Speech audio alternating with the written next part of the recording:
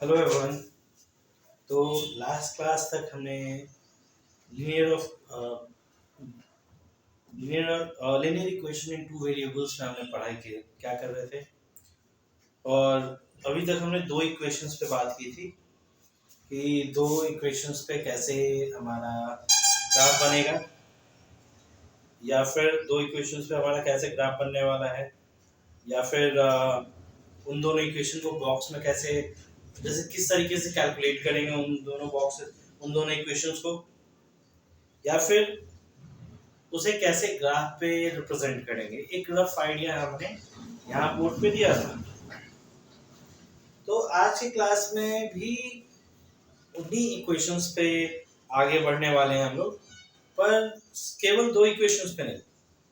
यहाँ पे हम जनरली बात करेंगे तीन इक्वेशंस पे कि तीन इक्वेशंस को कैसे हम लोग एक साथ कैलकुलेट कर सकते हैं। ओके, और उन तीनों इक्वेशंस को कैलकुलेट करने के बाद कैसे हम उसे ग्राफ पे प्रेजेंट कर सकते हैं। सो आगे की तरफ बढ़ते हैं। इसमें फर्स्ट इक्वेशंस हमारा क्या है यहाँ पे, और जैसे तीन इक्वेशंस का अगर हमें पढ़ना है तो पहला इक्वेशंस हमारा यहाँ पे क्या है, 2y minus x equal to 8 and more 5y minus x equal to 15। ये सेकेंड इक्वेशन, यहाँ से 5y minus x equal to 14। Third is y minus 2x equal to 1।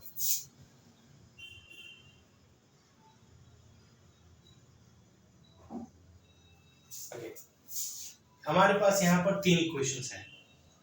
तीनों इक्वेशंस को लीनियर इक्वेशन है, तो कैसे इसे आप कैलकुलेट करना है, इसका value at least to minimum values निकालेंगे, साथ में इस पे सॉल्व करेंगे। ओके, तो इस चीज पे देखिए, पहले यहाँ पे क्या हो जाएगा इसका, x इक्वल टू 8 माइनस ये होगा हमारा,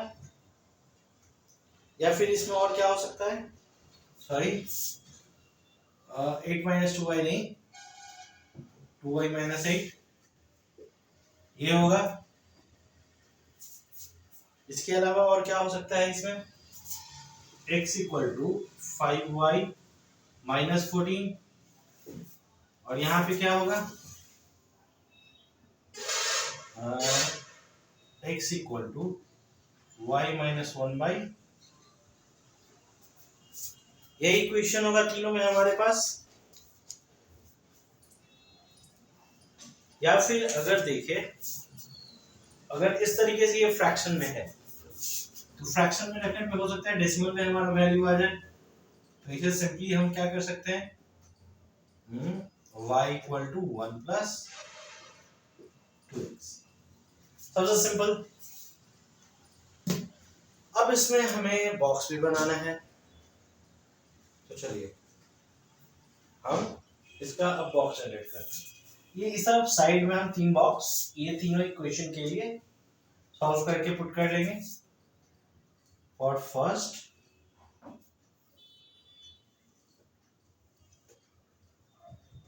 x y, for second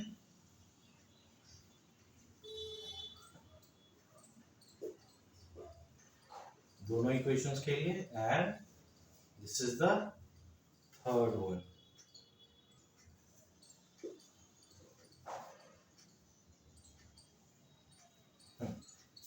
for all three अब एक एक करके हम पुट करते चले जाएंगे।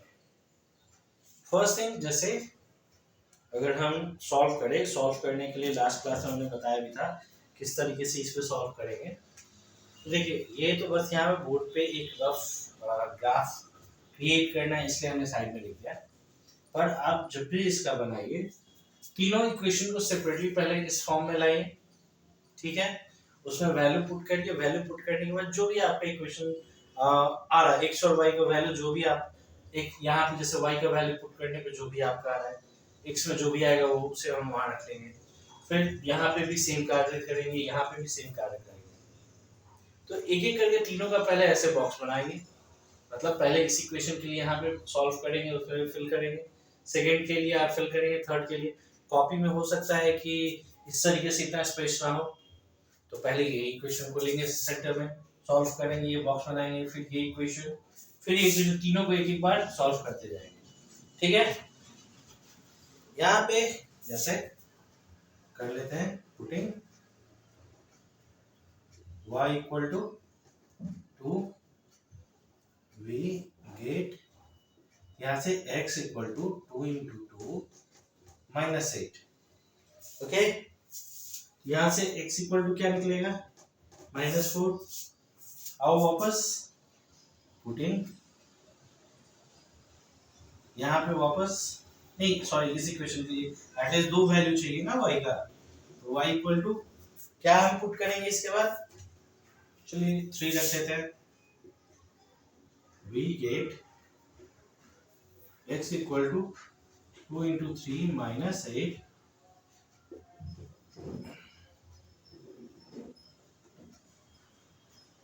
यानी कि y में 2 पुट करने पे हमारा x का वैल्यू -4 है, और y में 3 पुट करने पे x का वैल्यू 2 है। ओके, ये हमारा फर्स्ट इक्वेशन का हुआ। अब सेकेंड इक्वेशंस पे आते हैं हम।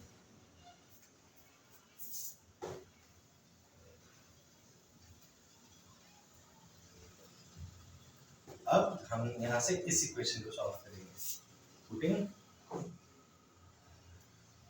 y equal to 3 we get, यहाँ से क्या हो जाएगा, x equal to 5 into 3 minus 14, यानी x इक्वल टू 1, यानी कि 3 पुट करने पे हमें क्या आ रहा है 1, putting y equal to 4 we get, क्या मिलता है x equal to 5 into 4 minus 14, यानी कि पंचों को 20 माइनस 14 यानी कि 6, यानी कि 4 पुट करने पे यहाँ पे हमें आ रहा है 6।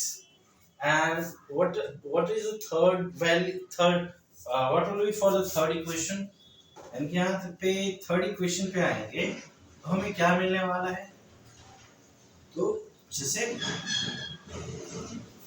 while solving, जैसे कॉपी पे आप सॉल्व कर रहे हो सीक्वेंशियल वे में, तो फर्स्ट इक्वेशन का हमने बनाया, उसका ये बॉक्स यहाँ पे बना लेंगे, उसके बाद ये सेकंड इक्वेशन कैच करेंगे उसके नीचे, फिर उसके नीचे उसका इक्वेशन वैल्यूज पुट करके सॉल्व करेंगे, फिर सेकंड इक्वेशन का बॉक्स लिखेंगे एंड ड्रॉप ये बना लेंगे, फिर थर्ड इक्वेशन का करेंगे। तो कॉपी में टीचर्स भी देखेगा तो भाई लगेगा उसे कि ये एक सीक्वेंशियल वे में बना रहा है, तो स्टेप बाय स्टेप होने पे टीचर्स को भी कॉपी चेक करने में आसान होती है, टाइम नहीं लगता और मार्क्स भी आपको अच्छा मिल जाता है, और टीचर को ये भी लगता है कि इस बच्चे का बेसिक्स क्लियर है। तो थोड़ा सा स्टेप बाय स्टेप अच्छे से पढ़ते चलिएगा, ओके, और एग्जाम में भी कोशिश करिएगा कि वैसे ही स्टेप बाय स्टेप बनाते जाए। अब यहाँ से इस इक्वेशन के लिए यहाँ से क्या होगा, अब पुटिंग, अब x का क्या हम वैल्यू रखें यहाँ पे,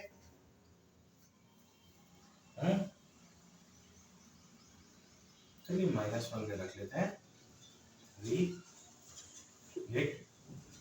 अब कुछ हम ऐसा ही वैल्यू रखेंगे कि तीनों इक्वेशन का जो हमारा लाइन और ग्राफ लगभग आसपास में ही रहे, ज्यादा बड़ा ग्राफ की जरूरत ना पड़ जाए, मतलब 10 बाई 10 के अंदर में ही हमारा चारों तरफ से रह जाए। ओके, तो यहाँ से -1 y equal to 1 plus 2 into -1, यहाँ से -2 और 1 यानी -1, पुटिंग,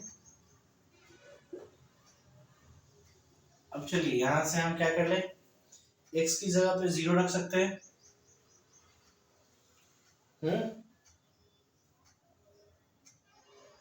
कर सकते हैं ये चीज। तो अब x की जगह पे अगर हम 0 रखेंगे तो हमारा क्या वैल्यू हो जाएगा, y equal to 1 plus 2 into 0, यानी कि 1, या मतलब क्या हुआ, -1, 1 पे -1, और यहाँ इक्वेशन में 0 रखेंगे तो हमारा वैल्यू 1 आएगा। ये तीनों इक्वेशंस का हमारा यहाँ पे बॉक्स मिल चुका है। तो अब इस चीज को ड्रॉ कैसे करना है, Where is the duster? हाँ, अब इन तीनों का हम क्या कर लेंगे, सिंपली बस इसे कैच करें, मतलब पहले रब कर लेते हैं। अभी तो ग्राफ पेपर तो नहीं है यहाँ पे, अगर स्मार्ट बोर्ड होता तो शायद मैं आपको और क्लियरली दर्शा सकता था बिना रब किए हुए।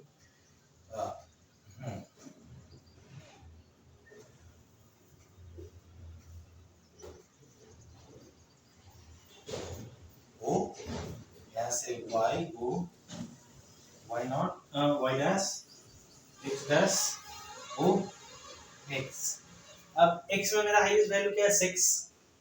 तो चलिए छोटा सा ही कर लेते हैं, 1 2 3 4 5 6, ठीक है, 1 2 3 5 and 6, 1 2 3 4 and 6, 1 2 5। चलिए यहाँ पे 5 नहीं चाहिए, इसे भी थोड़ा सा और लंबा कर देना, 6, यानी यहाँ पे y डैश। अब इक्वेशन 1 का जो भी हमारे पास ग्राफ अवेलेबल, तो उस ग्राफ को सबसे पहले हम अब ड्रॉ कर लेंगे। अब ये बताना है कि कौन किस क्वाड्रेंट में x नेगेटिव y पॉजिटिव होता है, third quadrant, first second third quadrant, यहाँ पे होगा नहीं, यहाँ माइनस प्लस इस जगह पे होगा, क्योंकि इधर पॉजिटिव में होगा, इधर x डैश नेगेटिव में होगा। अब यहाँ पे क्या है, 4 and 2, यहाँ से देखिए 1 2 3 4, यहाँ से अगर आइए ऊपर, ये पॉइंट हो गए यहाँ पे फर्स्ट, इसका सेकंड -2 and 3,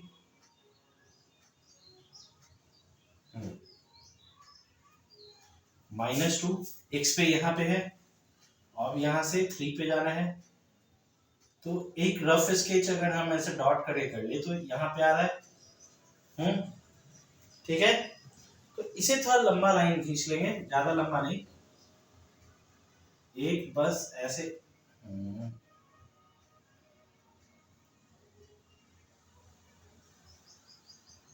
एक बस ऐसे, बस विदाउट एरो मार्किंग किए हुए या बिना भी क्वेश्चन लिखे हुए, बस इतना भी ड्रॉ करके रख लेना है कि बाद में जरूरत पड़े उसके अनुसार हम आगे पीछे कर सकें।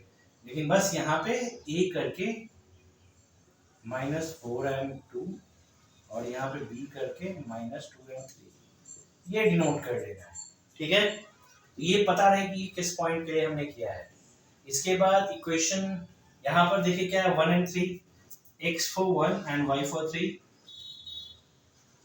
लगभग यहाँ पे इस पॉइंट पे, और ये 6 and 4, x 6 यहाँ पे, 4 यहाँ पे,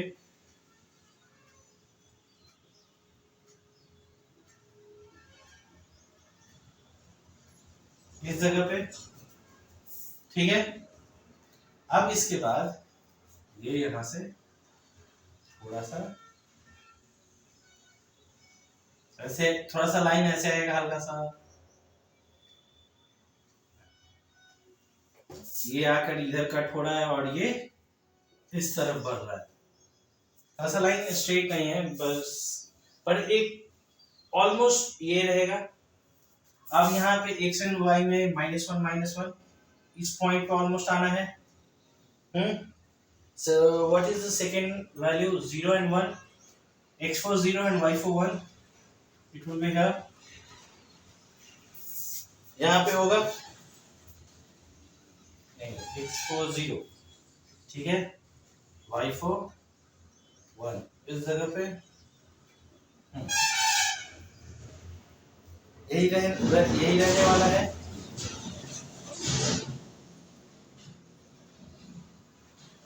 ओके, ये -1 हमारा तो फोर्थ क्वाड्रेंट में जाएगा भाई, ये चीज तो हमने ध्यान दिया नहीं।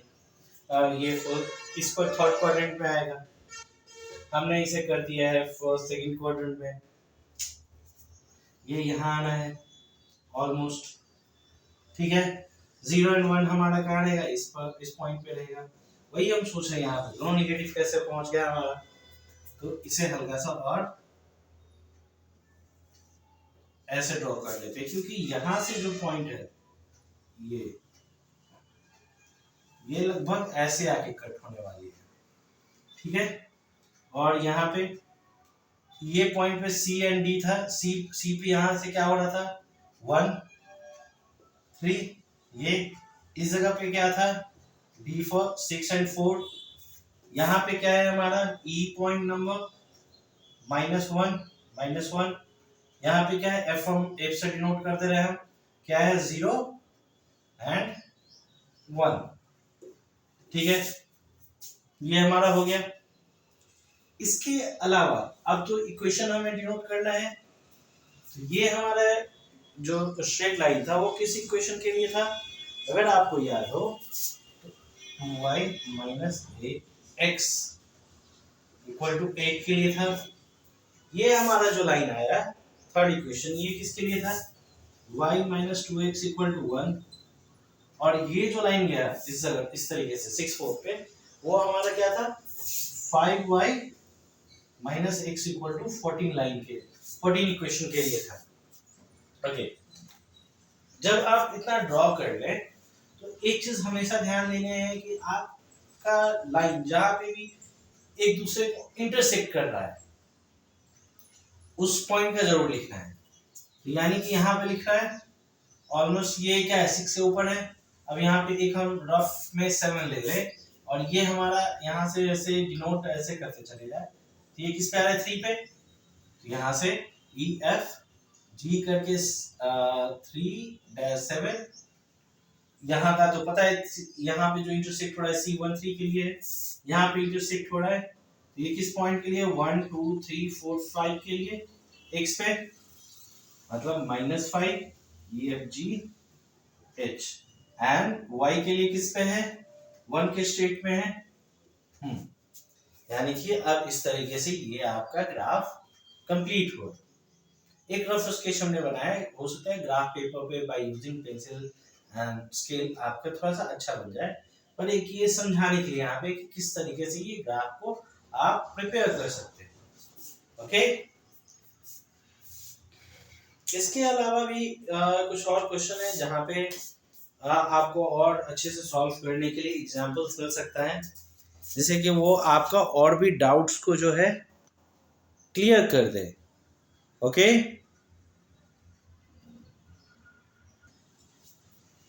ओके, तो लास्ट क्वेश्चन से थोड़ा समझ क्लियर हुआ होगा कैसे ग्राफ को ड्रॉ कर देना है अगर 3 इक्वेशन से लियो। अब एक इस हमारे पास एक क्वेश्चन है लीनियर इक्वेशन इनटू वेरिएबल का, जहाँ पे हमारे पास एक 2 इक्वेशन दिया गया है, फिर कहा गया है कि दोनों के रीजन जो भी हमारे ग्राफ पे हो उसे सेट कर देना है विद द एक्स एक्सिस, और साथ में यहाँ पे and set the region bounded by these line and x axis, okay, and साथ में क्या है कि find the area of the shaded region, तो shaded region का एरिया भी हमें दर्शाना है। तो चलते हैं, पहले इक्वेशन हमारे पास स्पेसिफिक क्या है, क्वेश्चन तो समझ गए, ये इक्वेशन है हमारे पास, रीजन को सेट भी करना है, set the region bounded by these lines and x axis, साथ में area of the shaded region define करना है। और हमारा ये क्वेश्चन आया कब है सीबीएसई 2002 में। ओके, एक बार रफ कर लेना है क्वेश्चन, बस ध्यान में रखेंगे क्योंकि एरिया निकालने के लिए भी थोड़ा स्पेस चाहिए। तो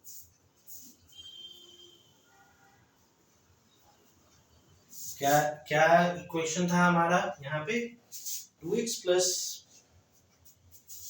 पहला 2x plus y equal to 6 था।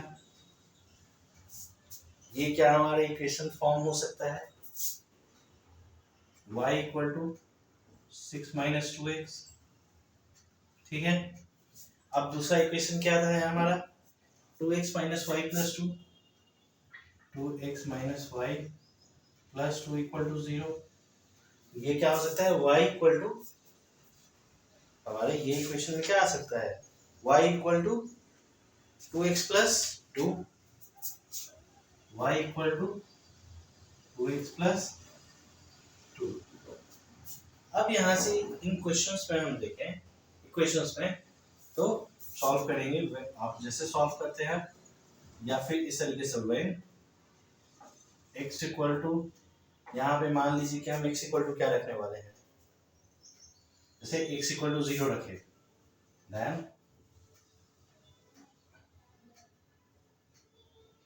क्या होगा y equal to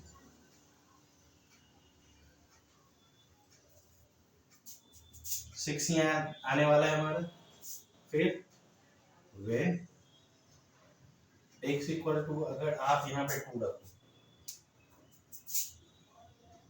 then y equal to 2 होगा। इसे बस एक बॉक्स पे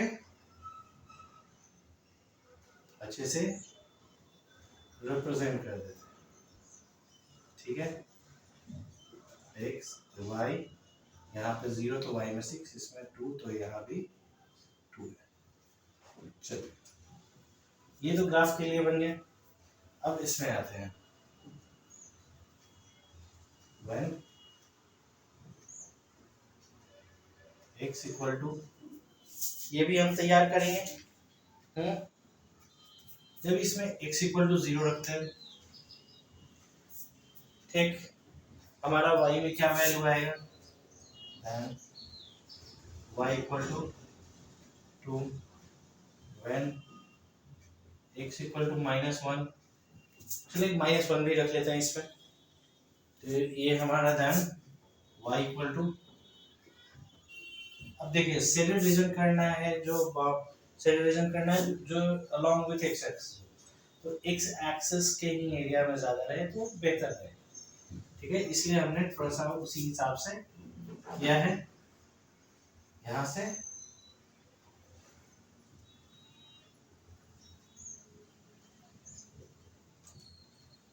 से जो भी हमारा आया उसे हम पुट कर लेते हैं, ये हमारा तैयार। अब ये इक्वेशन, तो इसे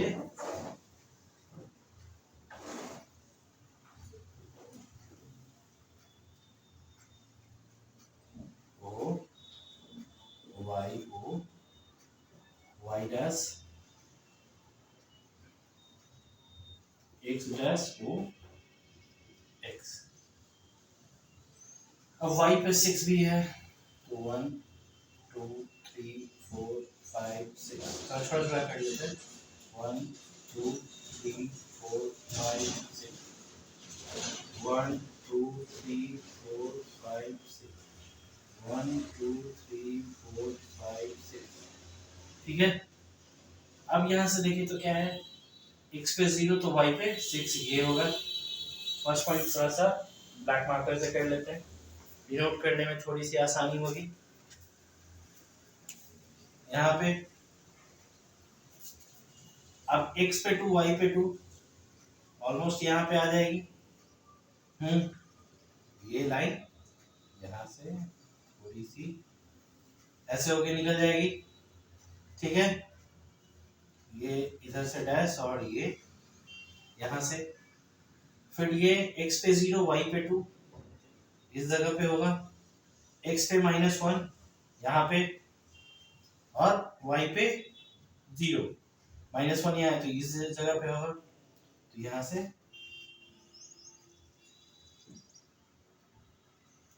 आपको विजिबल है कैसे हो रहा है। अब इसका नाम लिख देते हैं हम, यहाँ पे A06, यहाँ पे एक पॉइंट था तो ये पॉइंट पे क्या नाम हो जाएगा, B कर दे रहे हैं, 22, यहाँ पे C कर दे रहे हैं, क्या हो जाएगा 02, इसे D नाम रख देते हैं, D का क्या हो जाएगा -10।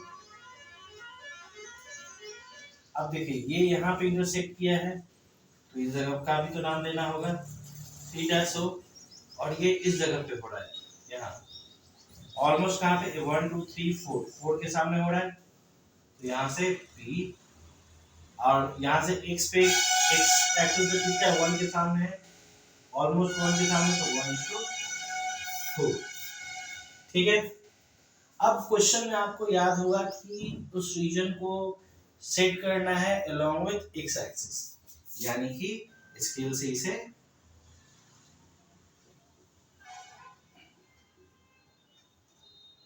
तो इसे थोड़ा सा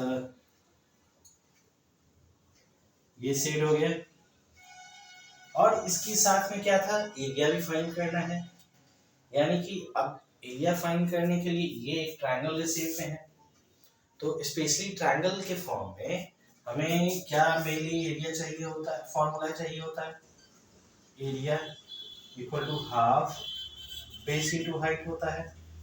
बेस हमारा ये हो गया, हाइट यहाँ से ये हो जाएगा p सीधा। तो देखिए ये 1 यूनिट 2 3 एंड 4 -1 से लेके 3 तक 4 यूनिट हो गया, ये हमारा बेस। तो बेस इक्वल टू 4, यहाँ पे बेस हमारा क्या है d एंड e जो हम नाम दिए हैं, d इक्वल टू हमारा बेस है 4 यूनिट। अब देखो p से लेकर यहाँ तक बेस तक या इधर तक, तो ये हमारा क्या नाम हो जाएगा इस जगह पे पूरा 4। इसे बेस एंड हाइट ही रख लें, तो अभी बेस हाइट इक्वल टू दोनों मेरा 4 है, ठीक है। तो यहाँ से हाफ 4 इंटू 4 कट के 2, यानी कि हमारा टोटल एरिया 8, ठीक है। यानी कि ये किस तरीके से रीजन को सेट करना है और वहां से कैसे फिर एरिया निकालना है, ये चीज हम लोगों को देखना पड़ेगा।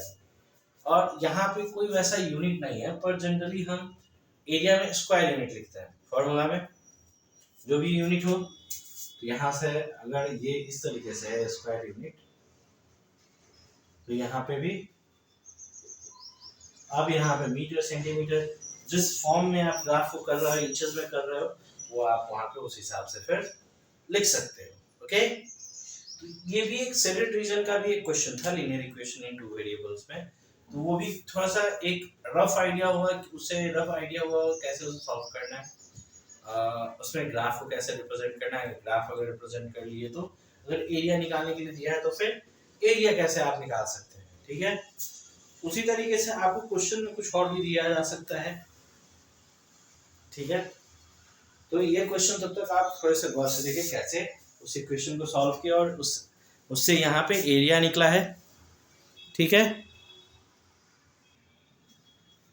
सो अभी तक इस इक्वेशन में कैसे ग्राफिकल रिप्रेजेंटेशन करते हैं, या फिर अगर एरिया निकालना हो, अगर यहाँ पे एक ट्रायंगल का शेप बन रहा है, दो इक्वेशन, अगर 3 इक्वेशन दे दिया जाए वहाँ पे x एक्सिस या y एक्सिस का यूज करके, अगर वहाँ पे एक रेक्टेंगल का शेप में बन जाए, या फिर रोम्बस के शेप में बन जाए, या फिर स्क्वायर के भी शेप में अगर बने, तो चिंता की बात नहीं है। अगर वहाँ भी अगर ये रीजन सेट करके एरिया निकालने की हो, तो हम देखेंगे कि कितने यूनिट्स का इसमें डिफर कर रहा है, उसके अनुसार से साइड को आप चूज कर सकते हो और एरिया फिर निकाल सकते हो। तो इसमें टेंशन लेने वाली कोई बात नहीं है।